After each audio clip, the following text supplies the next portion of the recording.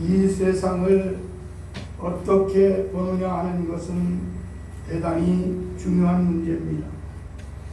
세상을 보는 세계관에 따라서 인생을 어떻게 살아야 할 것인가 하는 인생관과 그에 따르는 가치관이 결정되기 때문입니다. 세상을 슬프게 보는 사람은 염세주의자가 되어서 날마다 장례식을 치르는 심정으로 살아갑니다. 그러나 이 세상을 낙관적으로 보는 사람은 긍정적으로 미래에 대한 소망을 가지고 살아갑니다. 그런데 오늘 본문에서 보여주고 있는 우리 예수님은 사랑하는 제자를 3년 동안 데리고 다니시면서 저들이 알아듣든지 못 알아듣든지 하늘의 메시지를 선포하셨고 미래에 대한 새로운 세계를 약속해 주셨습니다. 특히 오늘 이 본문의 말씀은 수가성 우물가에서 제자들에게 하신 말씀입니다. 3년 동안 제자 훈련을 시키시면서 하나님 나라 일꾼으로서 신기한 비밀을 말씀해 주신 것입니다.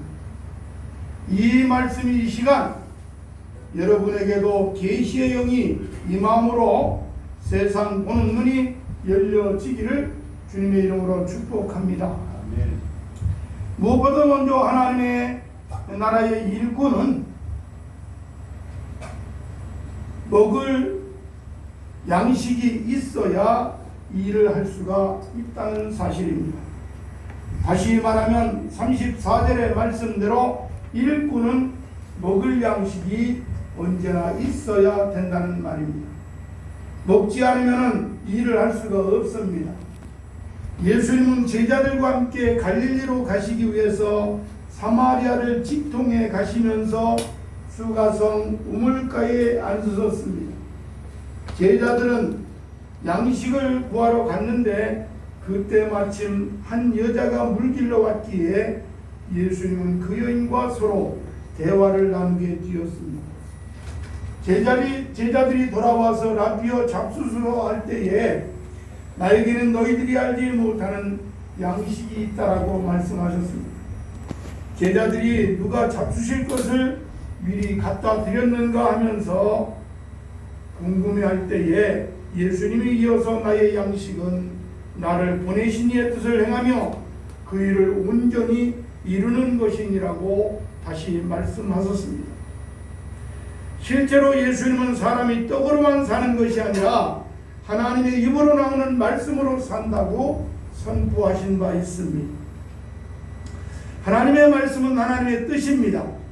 그래서 하나님의 말씀을 양식으로 삼는다고 하는 것은 결국 하나님의 말씀을 행하며 그 말씀이 이루어지도록 그 말씀을 실천하는 삶을 말하는 것입니다. 예수님이 이 세상에 오신 것은 일하기 위해서 오셨다라고 말씀하셨습니다.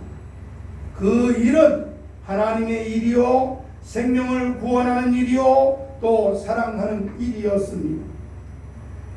아버지께서 일하시기 때문에 나도 현재 일한다라고 주님은 말씀하셨습니다.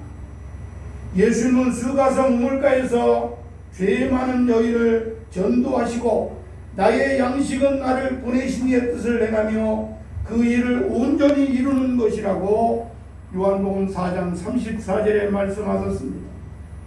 결국 우리 예수님은 썩을 양식을 위해 일하지 말고 썩지 않을 양식을 위해 일하라고 말씀하셨습니다.